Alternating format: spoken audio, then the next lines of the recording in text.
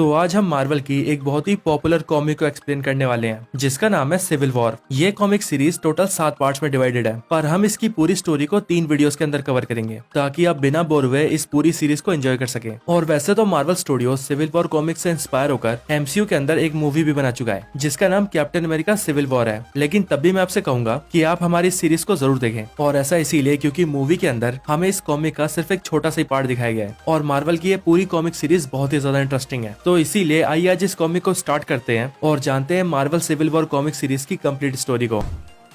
तो कहानी की शुरुआत स्टैमफोर्ड शहर से होती है जो शहर न्यूयॉर्क सिटी के पास है। यहाँ पर हम देखते हैं कि कुछ सुपर हीरोज जेल से भागे हुए कुछ सुपर विलन्स को पकड़ने आते हैं। ये सुपर हीरोज इस पूरे कारनामे की शूटिंग भी करवा रहे होते हैं ताकि वो इसे अपने रियलिटी शो पे दिखा सकें। वो सुपर हीरोज उन विलन्स को पकड़ने की प्लानिंग कर ही रहे होते हैं कि तभी वो विलन्स उन हीरोज को देख लेते हैं, जिसके बाद वो सब धीरे धीरे वहाँ से भागने की कोशिश करते हैं। लेकिन वो सब वहाँ से भाग पाते उससे पहले ही सुपर हीरोज की टीम उन विलन्स के ऊपर हमला कर देती है। लड़ते लड़ते उनके बीच की फाइट बहुत खतरनाक हो जाती है, पर तभी उनमें से एक सुपर विलन जिसका नाम नाइट्रो होता है वो वहाँ से भागने लग जाता है, जिसे देखकर एक सुपर हीरो उसका पीछा करती है और वो नाइट्रो को पकड़कर उसे सीधा एक पास की स्कूल बस के ऊपर दे मारती है। इस वजह से नाइट्रो को बहुत ज्यादा गुस्सा आता है और इतना गुस्सा होने की वजह से वो वहाँ पर एक जोरदार ब्लास्ट कर देता है। नाइट्रो के उस ब्लास्ट की वजह से वहाँ के आसपास का पूरा एरिया डिस्ट्रॉय हो जाता है, जिस वजह से वहाँ पर 800 लोग मारे जाते हैं और उन मरने वालों में ज्यादातर पास के स्कूल के बच्चे होते हैं। इस घटना के कुछ घंटों बाद बहुत सारे सुपर हीरोज उस जगह पर आते हैं और वो वहाँ के मलबे में दबे लोगों को निकालने में रेस्क्यू टीम की हेल्प करते हैं। इसके आगे हम टीवी पर शी हल्क को देखते हैं जो कि न्यूज रिपोर्टर से सुपर हीरोज के बारे में बात कर रही होती है। यही हमें पता लगता है कि गवर्नमेंट सुपर हीरोज के ऊपर बैन लगाना चाहती है, पर शी हल्क वहाँ पर न्यूज रिपोर्टर से कहती है कि सुपर हीरोज के ऊपर बैन लगाना कोई समझदारी नहीं है, बल्कि गवर्नमेंट को उनके ऊपर बैन लगाने की बजाय उन्हें ट्रेनिंग देनी चाहिए और अपने अंडर काम करवाना चाहिए। इसके आगे हम एक चर्च को देखते हैं जिसके अंदर बहुत सारे लोग इकट्ठा होकर मरे हुए लोगों के लिए प्रे कर रहे होते हैं। उसी चर्च के अंदर सभी सुपर हीरोज को रिप्रेजेंट करने के लिए वहाँ टोनी स्टार्क भी आया होता है। प्रे खत्म होने के बाद जैसे ही टोनी स्टार्क चर्च से बाहर निकलता है वैसे ही एक लेडी उसके मुंह पर थूक देती है और टोनी को गंदी गंदी गालियां देती है। टोनी स्टार्क उस लेडी से कहता है कि मैं समझ सकता हूँ कि आप पर क्या बीत रही है, लेकिन सच में मेरा उस घटना से कोई लेना देना नहीं है और मैं तो उन सुपर हीरोज को ढंग से जानता भी नहीं हूँ। पर वो लेडी टोनी स्टार्क से कहती है अगर ऐसी बात है तो फिर कौन एवेंजर्स के लिए फंडिंग करता है, कौन है वो जो इन सबको सिखाता है कि कानून उनका कुछ नहीं बिगाड़ सकता अगर वो सुपर हीरोज की कॉस्ट्यूम पहनेंगे, बताओ वो कौन है। इसके बाद वो लेडी जाते जाते टोनी स्टार्क से बोलती है कि मेरे बेटे की मौत के जिम्मेदार सिर्फ तुम हो, सिर्फ तुम। इसके बाद हमें एक न्यूज चैनल का सीन दिखाया जाता है जिस चैनल के ऊपर न्यूज रिपोर्टर्स बात करते हैं और बोलते हैं कि क्या आप सुपर हीरोज के रजिस्ट्रेशन करवाने का वक्त आ गया है। इसके आगे हम फैंटास्टिक फोर टीम के मेंबर ह्यूमन टॉर्च यानी कि जॉनी स्टॉर्म को देखते हैं जो कि अपनी गर्लफ्रेंड के साथ मिलकर एक बार में जा रहा होता है। उस बार के अंदर उसे एक वीआईपी एंट्री मिलती है जिसे देखकर वहाँ पास खड़े कुछ लोग ये ऑब्जेक्शन उठाते हैं कि जॉनी स्टॉर्म को ये वीआईपी एंट्री क्यों मिल रही है। ये बात सुनते ही जॉनी स्टॉर्म उन सबसे बोलता है कि तुम्हें भी ऐसी वीआईपी एंट्री मिल सकती है अगर अगली बार तुम पूरी दुनिया को गैलेक्टस से बचा पाए तो। पर जॉनी स्टॉर्म की ये बात सुनते ही वहाँ खड़े कुछ लोग बोलते हैं कि तुम सिर्फ छोटे बच्चों के हथियारे हो और कुछ नहीं। और फिर तभी एक आदमी पीछे से जॉनी के सर के ऊपर एक कांच की बोतल मार देता है जिससे जॉनी स्टॉर्म वहीं पर बेहोश हो जाता है और फिर वहाँ खड़े सारे लोग मिलकर जॉनी को बहुत मारते हैं। इसके बाद हम यूनाइटेड स्टेट्स के प्रेसिडेंट को देखते हैं जो कि इन सारी प्रॉब्लम्स का एक सॉल्यूशन निकालते हैं कि सभी सुपर हीरोज को अपना रजिस्ट्रेशन करवा लेना चाहिए ताकि सुपर हीरोज गवर्नमेंट के ऑर्डर्स पर काम करें और उससे पब्लिक भी सेफ फील करेगी। इसके बाद सारे सुपर हीरोज मिस्टर फैंटास्टिक के घर पर इकट्ठा होते हैं और ये डिस्कस करते हैं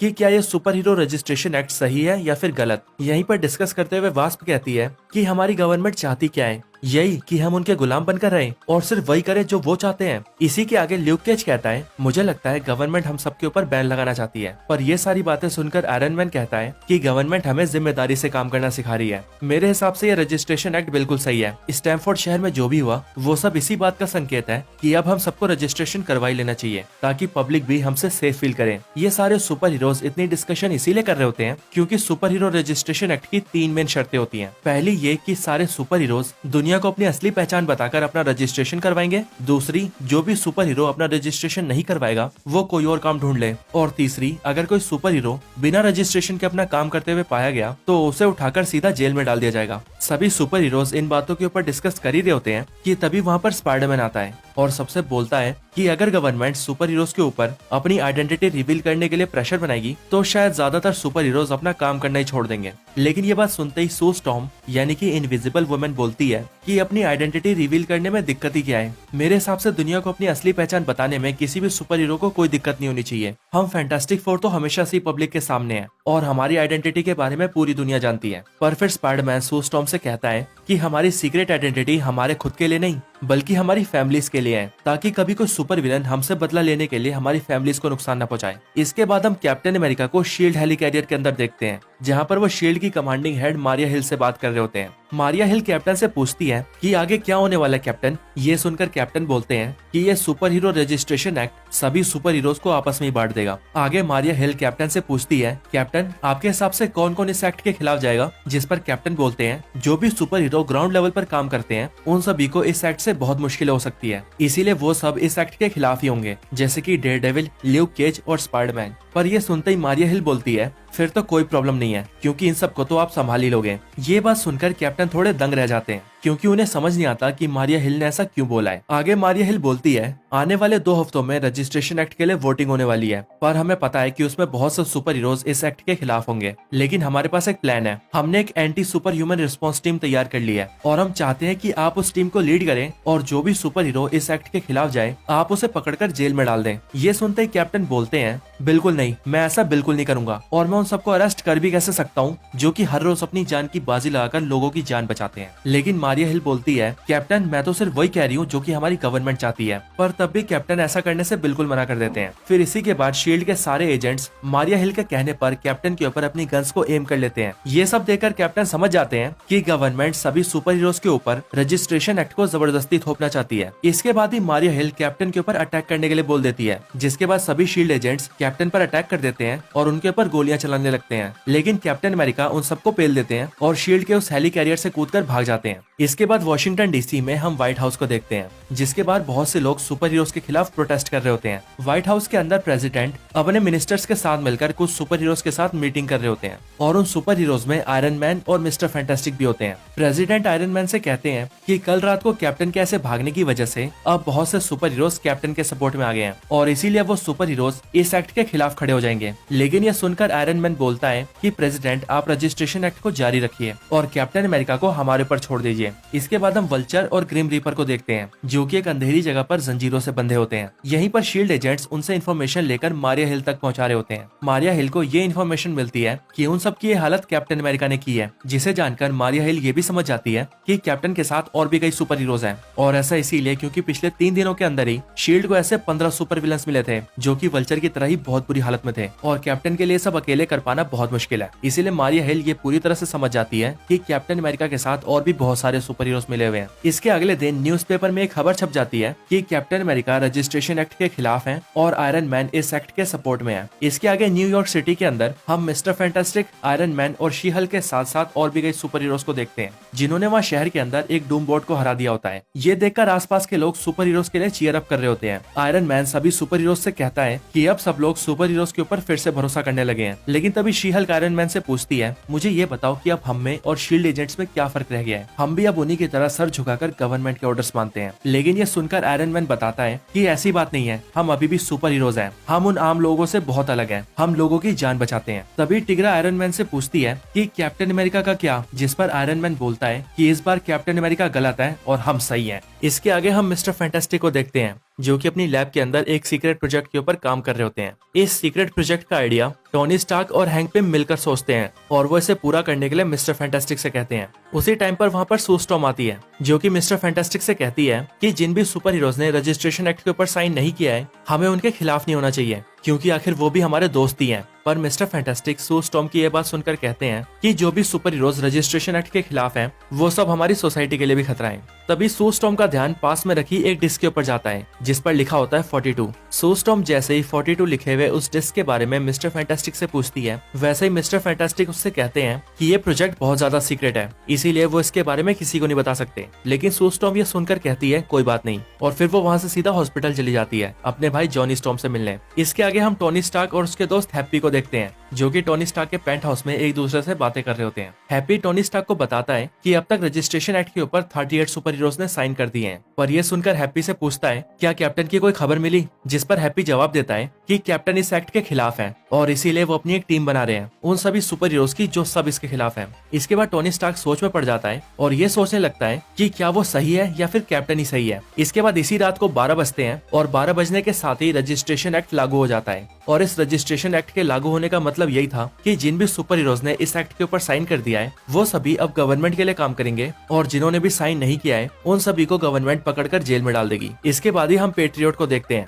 जो कि रात के समय शील्ड एजेंट से बचता हुआ भाग रहा होता है। पेट्रियट बचते हुए सीधा एक बिल्डिंग के अंदर घुस जाता है और वहां जाकर अपने बाकी के साथियों को शील्ड एजेंट्स के बारे में बताता है, पर वो उन सबसे ये भी कहता है कि शायद से शील्ड एजेंट्स ने उन सबको देख लिया है और उन्हें उनकी लोकेशन के बारे में पता चल चुका है। इसके तुरंत बाद ही शील्ड एजेंट्स उस बिल्डिंग के अंदर एक ग्रीन बॉम्ब देकर मारते हैं, जिस वजह से उस बिल्डिंग के अंदर एक बहुत बड़ा धमाका होता है। दूसरी तरफ हम देखते हैं कि शील्ड एजेंट्स ने यंग एवेंजर्स की टीम को भी अरेस्ट कर लिया है और अब वो उन सबको पकड़कर एक खुफिया जगह पर लेकर जा रहे हैं। यहीं से कहीं बहुत दूर डेयरडेविल अपने एक साथी के साथ यंग एवेंजर्स को देख रहा होता है और उन्हें अरेस्ट होते हुए देखकर डेयरडेविल अपने साथी से कहता है कि क्या उन्हें यंग एवेंजर्स को बचाने के लिए जाना चाहिए, जिस पर उसका साथी कहता है कि कैप्टन और फैल्कन पहले उस जगह पर पहुंच चुके हैं। इसके बाद हम उसी बस को देखते हैं जिस बस के अंदर शील्ड के एजेंट्स यंग एवेंजर्स को एक जगह पर ले जा रहे होते हैं। उसी बस के आगे की तरफ एक एजेंट उस बस के ड्राइवर से कहता है ये छोटे छोटे बच्चे पता नहीं खुद को क्या समझते हैं, गवर्नमेंट सिर्फ इनसे एक साइन करने के लिए कह रही है, ऊपर से गवर्नमेंट इन्हें इनकी हीरोगिरी के लिए पैसे भी देगी, लेकिन इनके दिमाग से ये सीक्रेट आइडेंटिटी वाली बात निकलती ही नहीं है। लेकिन कोई नहीं, अब इन सबकी बैंड बजने वाली है क्योंकि अब इन सबको बिल्डिंग 42 में ले जाया जा रहा है और ये बिल्डिंग तो इतनी सीक्रेट है जिसके बारे में हमें भी नहीं पता है। पर ये सारी बात सुनते ही वो ड्राइवर कहता है तुम बहुत बोलते हो, और ये कहकर वो ड्राइवर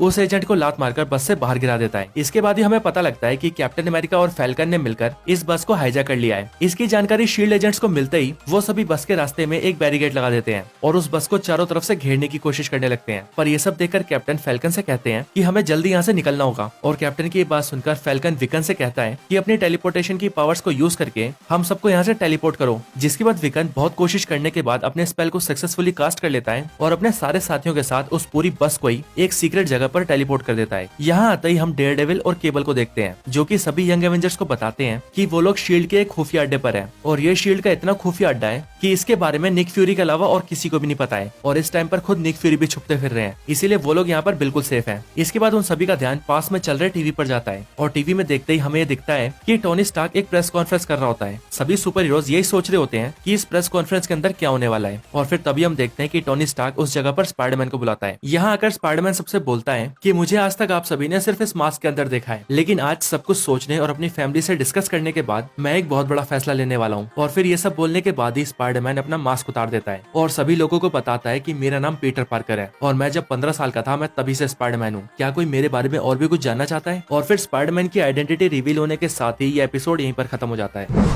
तो दोस्तों यही सिविल वॉर कॉमिक सीरीज का पहला पार्ट था। इसके आगे के 2 पार्ट भी हम बहुत ही जल्द अपलोड करने वाले हैं, इसीलिए अगर आप इस चैनल पर नए हैं तो आप सब्सक्राइब जरूर कर लीजिए। वैसे आपको ये पार्ट कैसा लगा हमें कमेंट्स में जरूर बताएं और इसके अलावा अगर आपका कोई और रिकमेंडेशन हो तो वो भी जरूर बताएं।